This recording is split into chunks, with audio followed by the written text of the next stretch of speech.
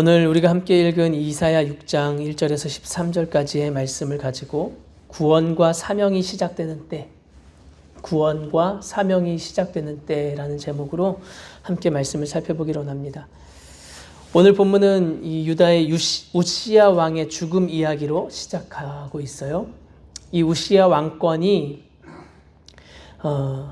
우시야의 죽음으로 맞춰지고 그 왕권을 그의 손자 아하스에게로 옮겨지는 과정이 이제 진행될 텐데, 그런 어떤 정치적인 혼란이 야기될 수도 있는 어떤 위기의 상황이라고 할 수도 있는 그런 시점이라는 것을 우리에게 보여주고 있는 것 같아요. 그런데 사실은 이 유다의 한 왕의 죽음도, 또는 이 불안한 후계자 계승에 대한 문제도, 아직 건재하고 강성한 이 열강들의 쳐들어오는 여러 가지 이런 문제들도 이스라엘이 가지고 있는 진짜 문제라고 할 수 없는 것이라는 거죠. 왜냐하면 처음부터 이스라엘의 진정한 왕은 여호와 하나님이셨다는 것. 그 여호와 하나님이 한 번도 부재하신 적이 없었기 때문에 사실 큰 문제는 아니라고도 할 수 있는 상황인 거죠. 오늘 1절부터 4절까지는 그 진정한 왕, 그 거룩함의 결정체이신 그 왕이신 하나님의 현현을 보는 것으로 시작되고 있어요. 그 현현을 바라보면서 보니까 그 옷자락이 성전에 가득하고 그 영광이 가득한 것을 의미하겠죠. 하늘나라의 존재로 이렇게 오늘 등장하는 것 같은 이 스랍, 그 스랍들도 자신들의 그 날개, 6개의 날개로 2개로는 날고 있지만 이 나머지 그 4개, 한 2쌍으로는 얼굴을 가리고 몸과 발을 다 가리고 그렇게 가려야 할 정도로 거룩하신 하나님, 그 거룩하신 하나님이 이스라엘의 왕이시라는 거죠. 근데 진짜 위기가 뭐냐면, 진짜 위기는 그러한 하나님, 그런 거룩하신 영원하신 진정한 왕이신 하나님께서 지금 그 이스라엘, 이 유다의 심판을 결정하셨고, 그 결정된 심판으로 말미암아 그 진정한 왕이신 하나님이 부재하심으로 이 멸망이 예정되었다는 사실, 이게 사실상 가장 큰 문제고 위기인 거죠. 이러한 거룩하신 왕이신 하나님을 보게 된 이사야가 오늘 5절에서 그렇게 말해요. 내가 말하되 화로다 나여 망하게 되었도다 하면서 탄식하죠. 진짜 탄식해야 할 때 탄식해야 하고, 진짜 탄식해야 할 상황을 우리가 바르게 인식할 수 있어야 하는 것 같아요. 진짜 하나님이 얼마나 거룩하신 분이냐, 하나님이 얼마나 놀라우신 분이고 살아계신 하나님이시냐를 바라보지 못하면 진정한 탄식이 아닌 엉뚱한 탄식으로 자신의 세월을 허비할 수밖에 없는 거죠. 왕이 죽었다고 탄식하고, 후계자가 마음에 안 든다고 탄식하고, 강성한 대국들을 바라보면서 어떻게 나아가야 할 방향들을 바라보지 못하면서 탄식하고. 아마 유다 사람들은 왕이 바뀔 때마다, 이런 위기의 상황을 만날 때마다 탄식했을 거예요. 그러나 진짜 탄식해야 하는 진정한 탄식은 거룩하신 하나님을 바라볼 때, 그 거룩하신 하나님이 얼마나 거룩하시고 그 영광이 얼마나 자신을 압도해서 그 앞에선 살 수조차 없는 자신임을 알게 될 때 진정한 탄식이 그 탄식이라는 것을 알게 되는 거죠. 오늘 이사야는 진정한 탄식으로 하나님 앞에 이 탄식함으로 표현해요. 부정한 인생은 하나님을 대면하여 살 수 없기 때문이겠죠. 부정한 상태로는. 그래서 오늘 이사야는 이렇게 표현해요. 이어서 나는 입술이 부정한 사람이요, 나는 입술이 부정한 백성 중에 거주하면서 만군의 여호와이신 왕을 배웠음이로다, 이렇게 얘기하죠. 그냥 왕을, 이 거룩하신 왕을 뵙는 것도 문제인데, 그 왕을 뵙는 자신의 상황, 자신의 모습이 어떻다라는 것을 인식한 탄식이에요. 내 입술이 부정하다는 사실, 이 개인적인 부정함에 대한 문제를 지금 말하고 있기도 하지만, 사실 이 부정함은 나는 입술이 부정한 백성 중에 거주하고 있다는 사실, 여기에 근원하고 있어요. 그러니까 이 이사야가 말하는 자신의 이 부정함은요, 자신이 속한 이 공동체의 부정함을 근본적인 원인으로 삼고 있다는 것을 볼 수 있는 거죠. 그러니까 우리 성경에서 자주 보지만 부정한 물건이나 부정한 사람과 접촉하면 그 사람도 부정해지는 것과 같은 의미인 거예요. 이런 의미에서 이사야는 지금 자신의 부정함을 고백하고 있는 거죠. 보통 이 선지자들의 자신의 소명에 대한 이야기들은 에스겔도 그랬고 예레미야도 그랬고 그 책의 첫 부분에서 자신이 소명받은 이야기를 먼저 이야기하거든요. 근데 오늘 여기에서 이사야는 소명에 집중하고 있는 것 같아요. 소명장이라고 이야기도 하긴 하지만 이 소명에 포커스가 있는 것 같다고 생각이 되지 않고요. 사실 소명을 받아서 앞서 1장부터 우리 앞에 5장까지 살펴보면서 포도원의 내로에 창기에 비유된 이 심판의 말씀을 계속해서 선포해 왔단 말이에요. 그 선포하는 사명을 이미 받았고 그 사명을 받아서 이렇게 전하고 있었던 상황이에요. 그런데 그런 상황에서 그 이스라엘 유다의 반응을 보고 그들이 지금 행하고 있는 행위를 보니 얼마나 부정한지를 몸소 느낀 거죠. 몸소 느끼고 어떻게 보면 불평하고 불만하고 옛날 요나처럼 그렇게 할 수도 있지만 이사야는 그렇지 않고 이게 얼마나 부정한지, 이 부정한 가운데 있는 내가 얼마나 부정한지를 보고 고백하는 자로 지금 서온 거죠.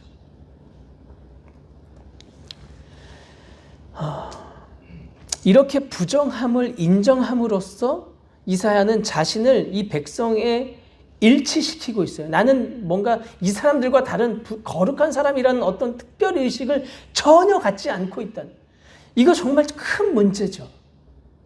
사실 성도들이 범할 수 있는 가장 큰 실수가 뭐냐면 세상은 이렇게 부정하고 심지어 교회 안에 있는 여러 죄를 범하는 그런 연약한 사람들을 바라보면서도 나는 그 사람들과 같지 않다고 여기는, 이게 진짜 무서운 거거든요. 그러면서 자기가 의로운 사람으로서 굉장히 합당한 분노를 일으킨다고 생각하죠. 이건 저도 마찬가지인 것 같아요. 죄를 범하는 어떤 사람을 볼 때, 어떤 지체를 볼 때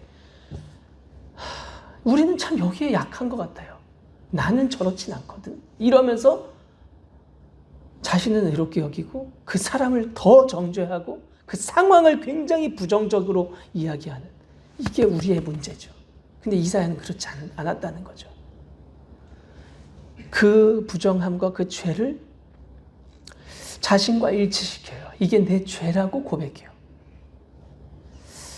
그렇게 고백한 이사야를 향하여서 이 스랍 중 하나가 와서 속죄가 이루어지는 그 성전 번제단에서 숯을 가져와요. 그래서 그 숯을 가져와서 이사야 입술에 대어서 새롭게 해주죠. 사해주죠. 그렇게 7절에서 이 죄사함의 선포를 받아요. 그 입술에 대며 이르되 보라, 이것이 내 입에 닿았으니 내 악이 제하여졌고 내 죄가 사하여졌느니라. 죄를 고백하지 않는 사람에게는 죄사함이 없어요.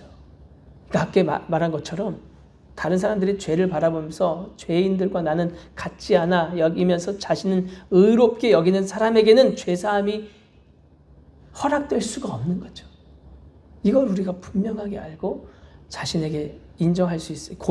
적용할 수 있어야죠. 그렇게 죄사함의 선포를 받고 이어서 소명이 이어져요.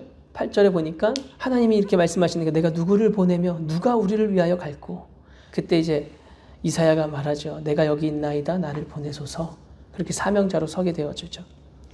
저는 오늘 본문 이 부분이 중심된다면 이 중심되는 본문을 통해서 크게 우리가 두 가지를 생각할 수 있어야 되는 것 같아요. 이사야처럼 내 죄뿐만이 아니라 내가 속한 공동체의 부정함과 죄의 문제조차 내 것으로 고백하면서 스스로의 죄로 고백하는 이사야의 자세, 이거 너무 중요하구나. 이렇게 되어질 때 하나님의 일이 바르게 진행될 수 있고 바르게 실행될 수 있고 바르게 하나님의 뜻이 이루어질 수 있다는 사실이죠. 오늘날 사회를 바라볼 때 우리가 손가락질하고 부정하다고 이야기할 것이 아니라 하나님, 이게 내 죄입니다. 이게 내가 속한 이 국가, 이 민족의 내 죄입니다. 고백하는 것. 그리고 그렇게 죄를 고백하고 인정하는 자에게라야 죄사함이 선포되고 구원을 넘어서 사명이 주어진다는 사실. 하나님께서 이루시고 싶어 하시는, 하나님께서 주고 싶어 하시는 이 구원이 어떻게 이루어지는가, 이 과정을 우리가 볼 수 있고 그 때가 어느 때인가라는 것도 우리가 생각할 수 있죠. 이 모범을 따라서 우리도 이 구원의 사명, 이 구원과 사명을 얻는 그런 은혜를 경험하는 은혜가 있기를 소망하고 또 축복합니다. 이렇게 볼 때 성경에서 말하는 구원에는 몇 가지 특징이 있는 것 같아요. 어떤 특징이냐면 구원을 받는 사람들이 정말 극적일 정도로, 처절할 정도로 자신을 하나님 앞에 낮추고 혹은 그렇게 낮아진 사람들이라는 사실. 이사야가 오늘 이렇게 낮아지는 것처럼요. 동시에 그런 이들이 참 극소수에 불과하다는 사실. 이게 성경에서 말하는 구원을 볼 때마다, 성경이 구원에 대해서 이야기할 때마다 보여지는 특징들 중에 하나 아닌가 싶어요. 오늘 본문에서 이사야가 받은 사명을 보고 그 사명에 대해서 이야기하는 장면을 봐도 이걸 우리가 확인할 수 있는데, 예언자의 사명을 받은 이사야가 전할 내용이 뭐냐, 이게 참 충격적이죠. 9절에 보면요, 우리 9절을 한번 볼까요? 9절 한번 읽어볼까요? 시작. 여호와께서 이르시되 가서 이 백성에게 이르기를 너희가 듣기는 들어도 깨닫지 못할 것이요 보기는 보아도 알지 못하리라 하여. 네가 가서 어떤 이야기를 해줬으면 좋겠냐면, 이게 원문, 이 구절에는 우리 개역개정에는 이렇게 번역되었는데 원문대로 직역을 하면 이런 의미예요. 너희는, 그러니까 가서 이 이야기를 하라는 거예요. 너희는 듣고 또 들어라. 그러나 깨닫지는 마라. 너희는 보고 또 봐라. 그러나 깨우치지 마라. 이걸 선포하라는 거예요, 지금 하나님이. 너는, 그리고 10절에도 이렇게 얘기하는 거예요. 너는 이 백성의 마음을 기름지게, 둔하게 하고 그 귀를 무겁게 해서 그 눈을 들러붙게 하고, 그래서 그들이 눈으로 보고 귀로 듣고 마음으로 깨달아서 돌아와서 치유되는 일이 없도록 가서 선포해라, 이야기하는 거예요. 그러니까 되게 이상하죠. 하나님이 지금 이 사명을 줬다는 건 네가 아무리 그렇게 이야기해도 그 사람들 절대 깨닫지 못할 거야. 이게 더 강조되어지는 말씀이 아닌가 하는 생각이 들어요. 못할 거야. 아무리 이야기해도, 아무리 보여주어도, 아무리 그 마음에 두들겨도 안 돼. 돌아오지 못할 것이다 하는 것. 하나님은 이스라엘이 어떻게 거절할지, 어떻게 순종하지 않을지, 어떻게 돌아오지 않을지를 미리 아시는 하나님이신 것 같아요. 그래서 미리 아시고 이것 때문에 당신의 심판의 계획이 지금 선포되고 반영되어질 것인지를 확증시켜서 이사야를 보내시는 거죠. 이미 이스라엘에는, 이 유다에게는 회개의 능력이 상실되어진 상태라는 것을 하나님은 분명히 알고 계신 거죠. 이후에 이스라엘의 반응, 이 유다의 반응을 보아도 이들이 완고하게 이사야의 선포를 거절하고 조롱하면서 이 하나님의 심판 결정에 참여하는 자들이 되어지죠. 어쨌든 이런 이야기를 듣고 이사야가 하나님, 그럼 이 이스라엘의 완악함이 언제까지 지속됩니까? 11절에 그렇게 묻잖아요. 주여 어느 때까지니까? 어느 때까지 이 완악함이 계속되겠습니까? 하니까 하나님의 답변이 이 12절과 13절에서 이야기해요. 사람들을 멀리 옮겨서 이 땅 가운데 황폐한 곳이 많을 때까지인데, 그 많을 때까지가 언제냐면 13절에 말해요. 다 황폐해지고 10분의 1이 남았어요. 밤나무와 상수리나무가 10분의 1이 남았는데 그 10분의 1 남은 것까지도 다 베어지고 황폐하게 되어지는 그때, 남은 것이 그나마 그루터기밖에 남지 않았을 그때까지라는 거죠.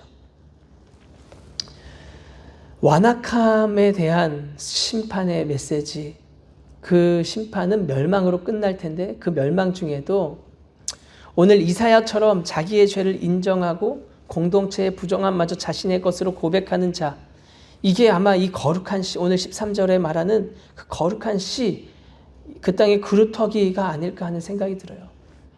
순종치 아니하는, 하나님을 섬기지 아니하는, 하나님을 믿지 아니하는, 거부하는 자들에게는 멸망이 있을 수밖에 없고, 그 가운데에서도 이 죄를 고백하고 자신의 부정함과 이 공동체의 부정함을 내 것으로 고백하는 그때, 그런 거룩한 씨, 이런 그루터기로 극소수로 남아있을 그때 구원이 시작되고 사명이 시작된다는 것, 오늘 본문을 통해서 우리가 깨달을 수 있는 것 아닌가 하는 생각이 들어요. 참 이런 사람은 극소수라는 것이 오늘 저는 다시금 참 저를 경각심을 갖게 만들고, 참 극소수임과 동시에 극단적일 만큼 하나님 앞에 자신을 낮추고 낮아지는 때가 이 구원의 때, 사명의 때라는 것을 볼 수 있는 것 같아요. 오늘 이러한 자로 우리를 부르시는 하나님, 그 하나님 앞에 이러한 자로 나아갈 수 있는 은혜가 있기를 예수님의 이름으로 축복합니다. 같이 기도하겠습니다.